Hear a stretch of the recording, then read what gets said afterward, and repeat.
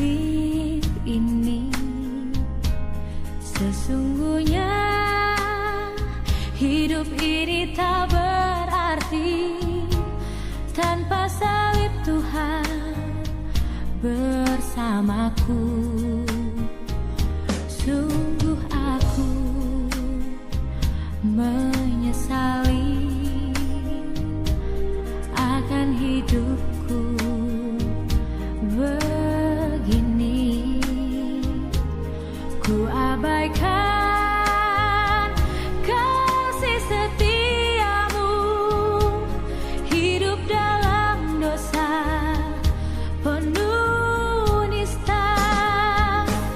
Kali ini Tuhan, ku mau iring Tuhan, memikul salibmu dengan sejuta harapan. Dunia ku tinggalkan, dunia ku lupakan, ku mau ikut bersamamu Tuhan. Selamat pagi saudara-saudara, salam bagi kita semuanya. Kita bersyukur atas hari baru yang Tuhan anugerahkan kepada kita. Sebelum kita melakukan segala kegiatan kita pada hari ini, kita tentu rindu mendengarkan sapaan dari firman Tuhan. Namun sebelumnya, marilah kita satu di dalam doa. Kita berdoa. Terima kasih Tuhan untuk hari yang baru yang Tuhan anugerahkan kepada kami. Sebelum kami melakukan berbagai kegiatan pada pagi hari ini dan sepanjang hari ini, kami rindu sapaan firman Tuhan. Berbicaralah kepada kami ya Tuhan, dan biarlah kami dapat mempedomani firman-Mu dalam segala kegiatan kami pada hari ini. Di dalam nama Yesus Kristus Tuhan kami, dengar kiranya doa kami ini. Amin. Saudara-saudara yang terkasih, firman Tuhan yang menjadi dasar renungan kita pada hari ini terambil dari Yesaya 47 ayat 13 sampai 14 yang berbunyi sebagai berikut. Engkau telah payah karena banyaknya nasihat. Biarlah tampil dan menyelamatkan engkau orang-orang yang meneliti segala penjuru langit, yang menilik bintang-bintang, dan yang pada setiap bulan baru memberitahukan apa yang akan terjadi atasmu. Sesungguhnya mereka sebagai jerami yang dibakar api. Mereka tidak dapat melepaskan nyawanya dari kuasa nyala api. Api itu bukan bara api yang memanaskan diri, bukan api untuk berdiam. Saudara-saudara yang terkasih, dalam Alkitab Bahasa Indonesia masa kini, yang dimaksud dengan penilik-penilik bintang yang meneliti segala penjuru langit itu disebut sebagai peramal-peramal, atau boleh juga disebut sebagai ahli-ahli nujum, orang-orang pintar. Dikatakan, saudara-saudara, bahwa peramal-peramal itu telah meneliti segala penjuru langit dan mempelajari pergerakan bintang-bintang yang ada di langit. Dan berdasarkan penelitian mereka, mereka merasa bahwa mereka dapat menyatakan apa yang akan terjadi pada diri mereka sepanjang bulan yang akan mereka lalui. Para peramal itu adalah ahli-ahli nujum bangsa Babil yang mengaku bahwa mereka dapat melihat masa depan bangsa Babil. Menurut ramalan mereka, kerajaan Babil akan nyaman atau akan aman selama-lamanya. Atau dengan kata lain, akan menjadi ratu selama-lamanya yang suka mengejar kesenangan. Itulah yang tertulis di dalam Alkitab. Mereka menyangka berdasarkan ramalan mereka bahwa hidup bangsa Babil akan tetap tahan utuh untuk selama-lamanya. Dan tidak ada bangsa lain yang seperti mereka. Mereka pikir mereka akan tetap jaya, dan keturunan mereka tidak mungkin akan pernah dan akan ada untuk selama-lamanya. Bangsa Babil, saudara-saudara, merasa bahwa mereka adalah bangsa yang super, karena dapat menaklukkan bangsa Israel dan memboyong mereka. Hampir seluruh penduduk Israel mereka boyong ke negeri Babil dan menjadikan bangsa Israel menjadi budak-budak mereka. Mereka berpikir bahwa kejayaan mereka adalah karena keahlian mereka, karena keterampilan mereka, dan karena petunjuk-petunjuk yang mereka peroleh dari ahli-ahli nujum, peramal-peramal mereka. Mereka tidak sadar, saudara-saudara, bahwa ada Allah, ada Tuhan, alam semesta, yang berkuasa di atas mereka. Dan Allah yang Maha Kuasa tersebut dapat membebaskan budak-budak mereka, yaitu orang Israel, dari perbudakan mereka. Allah dapat membebaskan mereka itu. Hal ini tidak mereka sadari, saudara-saudara. Mereka tidak percaya bahwa bangsa yang mereka perbudak itu akan sanggup membebaskan diri. Saudara, karena Allah ada di atas segala kuasa-kuasa yang ada, maka Allah dapat memakai alatnya, siapa saja yang mau dia pakai untuk menjadi alatnya untuk membebaskan orang Israel dari perbudakan. Orang yang dipakai oleh Allah itu adalah Raja Kores, yang pada waktu itu kekuasaannya mulai naik. Dan Allah mau memakai Raja Kores untuk membebaskan umatnya dari perbudakan. Saudara-saudara yang terkasih, pelajaran apakah yang dapat kita petik dari bacaan kita tadi? Kalau kita menghadapi masalah yang seolah-olah tidak dapat dipecahkan, seperti masalah yang dihadapi oleh orang Israel di tanah pembuangan, maka seharusnya saudara-saudara kita tidak usah cepat-cepat putus asa.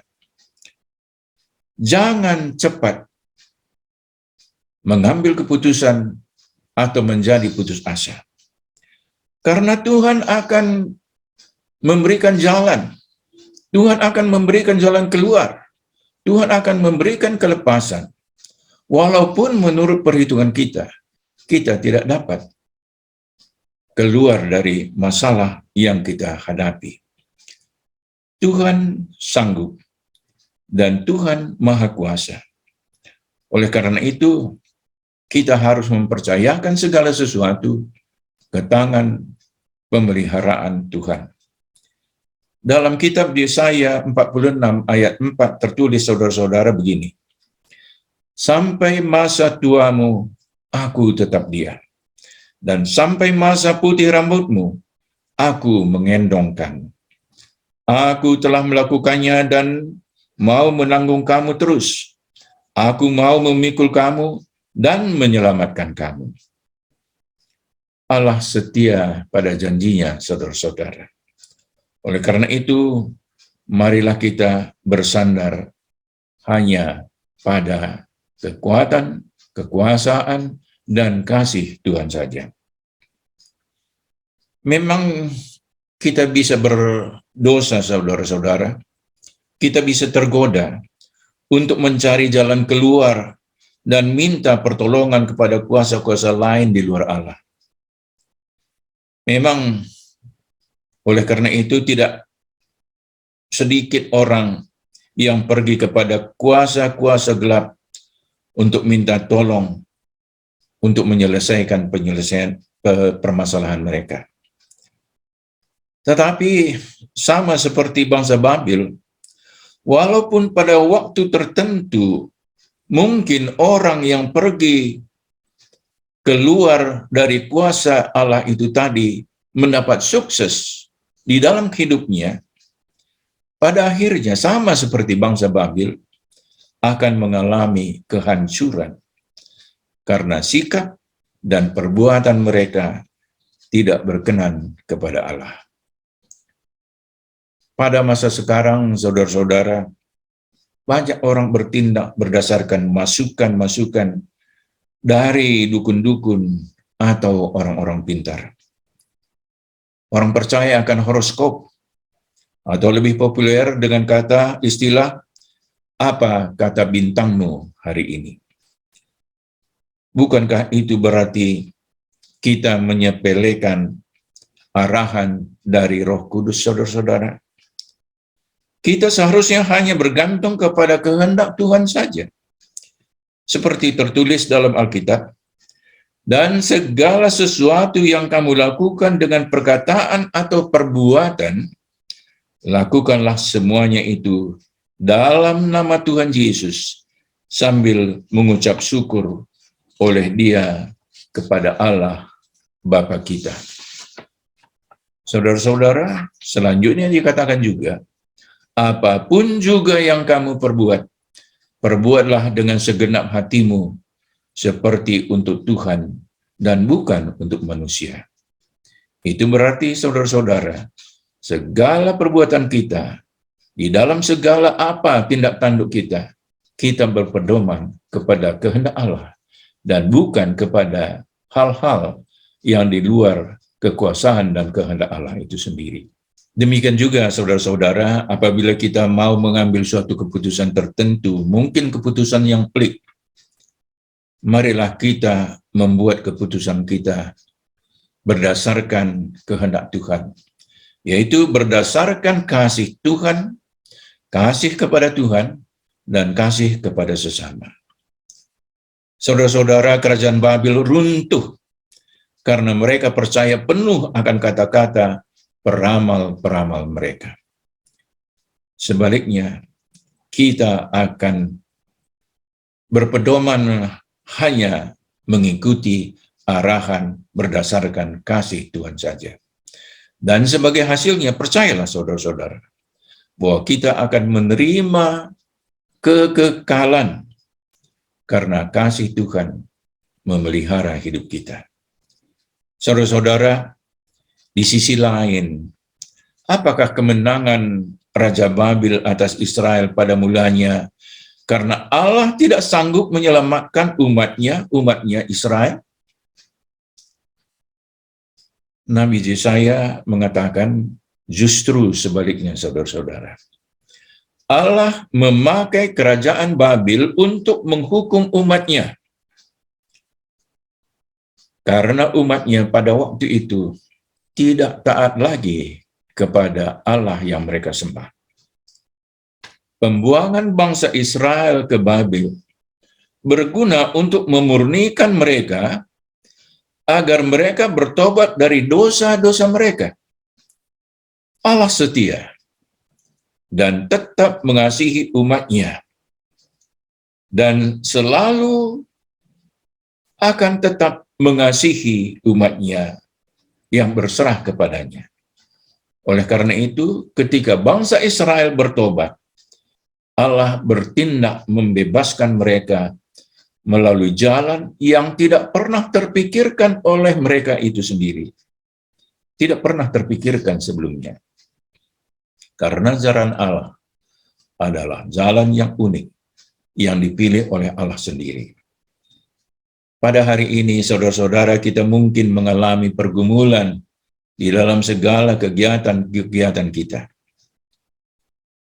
Marilah kita menetapkan hati kita untuk tetap setia kepada Tuhan. Tuhan memperhatikan kita. Tuhan memperhatikan dan peduli akan pergumulan-pergumulan kita. Seperti yang dikatakan dalam Mazmur 121, saudara-saudara, katanya, sesungguhnya pelindung Israel itu tak pernah mengantuk atau tertidur. Tuhan akan menjagai engkau. Ia di sampingmu untuk melindungi engkau. Percayalah, kasih Tuhan senantiasa menyertai kita sepanjang hidup kita yang berserah kepadanya. Mari kita berdoa. Terima kasih Tuhan untuk arahan-Mu bagi kami pada pagi hari ini. Pada kesempatan ini secara khusus kami berdoa untuk gereja Tuhan, yaitu Runggun Gereja Balikpapan serta Pos PI Penajam. Sertai ya Tuhan, arahkan setiap langkah umat-Mu dan pelayan-pelayan Tuhan di gereja Balikpapan dan Pos PI Penajam. Di tengah semua pergumulan mereka, memberitakan kabar baik dari Tuhan, kuatkan dan bimbinglah mereka, agar mereka dapat melakukan pelayanan mereka dengan sebaik-baiknya. Dan secara bersama-sama ya Tuhan, kami berdoa seperti yang diajarkan oleh Tuhan kami Yesus Kristus. Bapa kami yang di surga, dikuduskanlah nama-Mu, datanglah kerajaan-Mu, jadilah kehendak-Mu di bumi seperti di surga. Berikanlah kami pada hari ini makanan kami yang secukupnya, dan ampunilah kami akan kesalahan kami, seperti kami juga mengampuni orang yang bersalah kepada kami. Dan janganlah membawa kami ke dalam pencobaan, tetapi lepaskanlah kami daripada yang jahat, karena Engkaulah yang mempunyai kerajaan dan kuasa dan kemuliaan sampai selama-lamanya. Amin. Salam saudara-saudara, selamat menikmati berkat Tuhan sepanjang hari ini. Amin.